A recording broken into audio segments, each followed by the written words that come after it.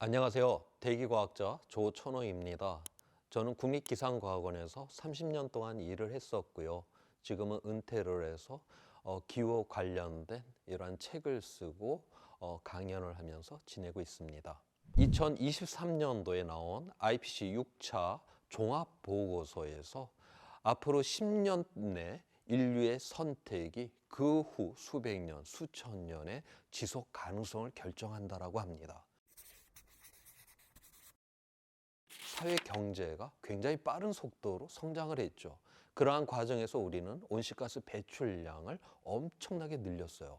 그래서 기후 변화가 일어났고 그로 인한 위험이 너무나도 커졌습니다.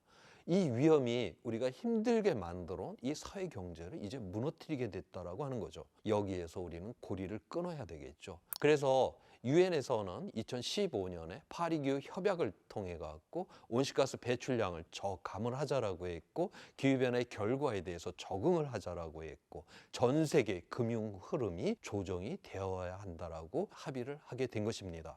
아리백 재생에너지 100%의 물건만을 취급을 하겠다. 탄소국경 조정제도, 화석연료를 태워갖고 물건을 만들었다. 그럼 거기에 대해서 관세를 매기겠다라고 그렇게 나오고 있죠. 우리나라는 우리의 영토 안에서 식량, 자원, 에너지를 공급받을 수 있는 나라가 아니죠. 우리가 이 기후위기 대응을 적극적으로 하지를 않는다. 기후위기 이전에 시장의 위기, 경제 위기가 찾아올 가능성이 가장 높은 나라 중에 하나가 우리나라입니다. 지금까지는 탄소를 갖다 어떻게 저감하느냐를 다뤘었는데 기후변화의 결과로 드러난 이 위험을 우리는 어떻게 적응을 해야 되나? 그중에서 가장 대표적인 것이 바로 식량의 위험입니다.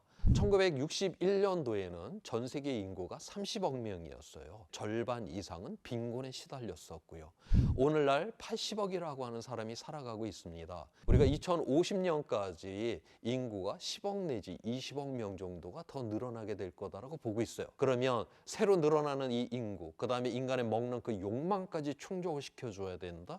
그러면 현재보다 곡물이 약 70% 더 필요하다라고 보고 있습니다. 그런데 기후 위기가 지금 일어나고 있잖아요. 현재 배출량을 그대로 유지를 하는 경우에 2050년이 되게 되면 옥수수는 24%가 줄어들게 되고 밀은 3%가 줄고 쌀은 11%, 감자는 9%가 줄어들게 거다라고 그렇게 보고 있습니다. 전 세계 또 골고루 줄어드는 게 아니에요. 지금도 약간 식량이 모자라는 곳들은 더욱더 모자라게 될 것이고 북쪽에 있는 나라는 따뜻해져 갖고 오히려 농업 생산량이 늘어나게 됩니다. 그래서 지금도 자급자족을 하는 나라들은 더욱더 많은 식량을 갖게 되고 지금도 모자라는 나라들은 더욱더 식량이 부족한 불안정성이 대단히 크게 될 거다라고 보고 있어요. 이미 일어나고 있는 위험을 통해서 한번 보도록 하겠습니다. 여기서 실선으로 표시된 거는 건조 한계선이에요. 건조 한계선은 강수량이 200mm가 내리는 지역입니다. 200mm보다 더 이하로 내려가게 되면 거기서 농업을 할 수가 없습니다. 북쪽에 하나 거져 있고 남쪽에 하나 거져 있죠. 그 사이에서는 하늘에서 떨어지는 비로다가는 농업이 불가능한 지역이에요. 그래서 이 지역들이 지금 다 가뭄에 지금 시달리고 있어요. 농업 생산량이 다 뚝 떨어졌죠. 그러면 사회가 불안정하게 되죠. 그래서 이 지역에는 테러 집단들이 많이 등장을 하게 됩니다. 동그라미로 지금 쳐져 있는 부분들이 여기 테러 집단이 있으니까 미군이 가서 드론 폭격을 한 지점들이에요. 그래서 기후 위기다라고 하는 것은 사회 불안정, 이런 정치 불안정까지 갈 수 있다라고 하는 것을 여기서 보여주고 있는 것입니다. 이러한 위험들에 대해서 정책 결정자들은 어떻게 보고 있을까요? 전 세계 중앙은행의 고위직들이 포럼이라든가 워크숍이라든가 이런 데서 어떤 단어를 많이 쓰는가를 보여주는 그림입니다. 중앙은행은 인플레이션을 관리를 하는 게 가장 큰 목적이죠. 그래서 인플레이션이라는 단어를 가장 많이 사용을 합니다. 그런데 2000년 이후를 보니까 이 인플레이션이라는 단어 사용이 조금씩 줄고 있어요. 그 대신에 기후변화라든가 불평등이라고 하는 단어를 점차 많이 사용하고 있다라고 하는 것이죠. 대표적인 정책 결정자들의 모임이 세계 경제 포럼이에요. 스위스 다보스에서 열려서 다보스 포럼이라 부르기도 하는데 세계 정상들, 대기업의 이런 CEO, 경제 전문가들이 모여서 앞으로 10년 이내 전 세계적으로 발생할 수 있는 위험이 무엇인가에 대한 설문조사를 합니다. 녹색으로 표시된 것이 바로 기후 환경과 관련된 위험이 가장 크다라고 보았어요. 2007년도부터 동일한 질문을 갖고 있기 때문에 과거의 자료가 있어요. 2012년에서 2021년까지 1위부터 5위까지를 보여주고 있는데 10년 전에 정책 결정자들에게 위험이 무엇이냐라고 하면 다 파란색 경제적 위험을 미라고 했는데 이제 이 보는 관점이 완전히 바뀌어버렸다라고 하는 거죠. 지구가 병이 들면은 여기에서 더 이상 이익을 얻을 수가 없다라고 하는 것을 깨달았다라고 하는 것이죠. 그 다음 사회적 위험. 지구 평균 기온이 1.5도까지 올라가게 되면 물의 부족, 식량의 부족으로 난민이 약 1억 명 정도 발생을 하게 될 거다라고 보고 있습니다. 2도까지 올라갔다? 그러면 난민이 엄청나게 증폭을 해서 7억 명 정도까지도 발생을 할 수 있다고 보고 있어요. 그렇기 때문에 경제 위험보다 기후 환경의 위험, 사회 위험을 더욱더 중요하게 봐야 된다라고 정책의 관점도 변화가 일어났다라고 하는 것입니다. IPCC 6차 보고서에서는 앞으로 우리의 10년의 선택이라고 하는 것이 그 후 수백 년, 수천 년의 미래 지속 가능성을 결정한다라고 결론 내리고 있어요. 앞으로 우리는 이 10년 이내에 빠르게 이 기후 위기를 대응을 해야 되는데 과연 우리가 대응할 수 있을까? 인간의 역사에서 이렇게 위기 속에서 빠르게 대응했던 경우가 바로 미국의 2차 대전 참전입니다. 미국이 2차 대전이 한참 일어난 다음에서야 참전 선언을 했죠. 전쟁용 차량이 나와야 되는 전시 산업의 전환이 이제 일어나야만 하는 상황이 됐죠. 정말 사소한 산업도 다 전시 산업으로 바꾸는데 청소기 필터를 만들었던 회사, 화생방 필터를 만드는 회사가 되고요.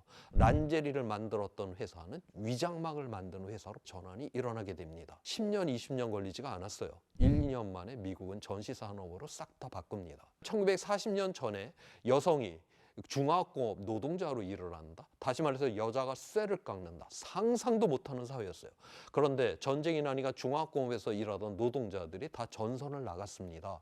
그래서 그 자리를 바로 여성 노동자들이 들어가서 비행기 만들고 탱크 만들고 포탄을 만드는 쇠를 깎는 일을 했다라고 하는 것이죠. 그래서 공동체가 함께 극복을 하겠다라고 하는 이런 연대 의식만 있으면 1, 2년 만에 산업도 다 바꿔낼 수가 있고 그전에는 생각하지도 못했던 사회도 바꿔내는 게 우리 인간이다라고 하는 것을 미국의 2차 대전 참전이 이야기를 해주고 있는 것입니다. 기후위기 대응을 하기 위해서 온실가스 배출량을 줄여야 되는데 2050년에 탄소 중립에 도달하기 위해서는 지금 여기 하늘색 선을 따라서 바로 온실가스 배출량을 줄여야 합니다. 그런데 중간 목표가 있어요. 2030년까지 현재 배출되는 거를 43%를 줄여야 한다라고 하는 것입니다. 그래서 IPCC 6차 보고서에서는 과연 현재의 능력으로 이 문제를 해결할 수 있는지 계산을 했어요. 바로 그 결과인데요. 파란색은 투자한 것보다 이익이 될 것이다라고 하는 것이고 붉은색이 강하면 강할수록 비용이 많이 든다라고 하는 것입니다. 이산화탄소 1톤을 배출할 때 $100 미만의 기술만으로다가 저 줄일 수 있는 양을 다 더해봤더니 배출되는 거를 절반을 줄일 수가 있다라고 지금 그렇게 계산이 나왔어요. 다시 말해서 과학기술은 2050년 탄소 중립이 가능하다라고 하는 것이죠. 이번 IPCC 6차 보고서에서는 이러한 변화가 이미 일어나고 있다라고 하는 결과를 제시를 했습니다. 2010년 이후 태양광은 가격이 85% 떨어졌고 풍력은 절반 정도 가격이 떨어졌습니다. 이 가격은 다 떨어진 것이 아니라 앞으로도 더욱더 내려가게 될 것이라고 보고 있습니다. 전 세계 대부분의 지역에서 새로 설치를 하게 되면 재생에너지가 가장 싼 에너지가 되었다라고 하는 것입니다. 이제부터 본격적인 재생에너지의 전환의 시대에 접어들 것이다라고 IPCC는 보고 있다라고 하는 겁니다. 점선으로 표시가 된 거는 우리가 2도 이내로 기후변화를 적극적으로 막는 경우입니다. 태양광 같은 경우는 2050년도에 2020년도보다 1500%가 늘어나게 될 거다라고 보고 있고요. 풍력은 1000%가 늘어나게 될 거다라고 전망을 하고 있습니다. 실선으로 돼 있는 거는 전혀 기후위기를 대응하지 일어나지 않는 경우에요.